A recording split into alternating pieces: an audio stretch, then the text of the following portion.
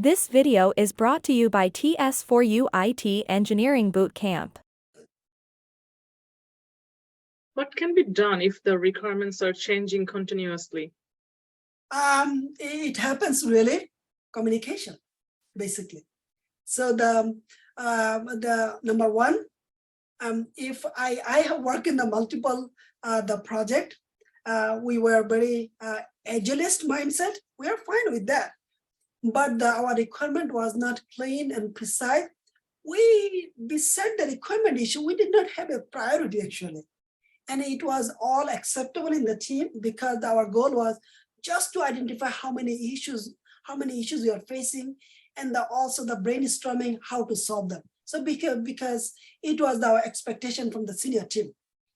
But as we identified all the issues and we actually rewrote our own process, our own Scrum process.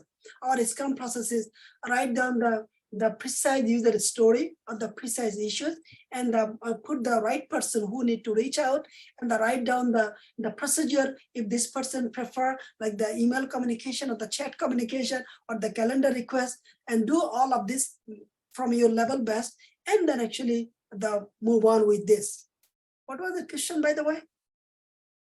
If the requirements are changing continuously, how to face this challenge? Yeah, so one of the decision we have made, if the 25% or more requirement get changes, we do not need to work on them. We got them power, push back to the product management team, in the product owner, Scrum Master, and the business team. Even for the infra team, if they are not able to precisely guide us what to do, we push them back. That you guys need to actually sign up. This is the process. So once we have the sign up, then we follow that process. Until the sign up is like the POC, is the trial and error basis.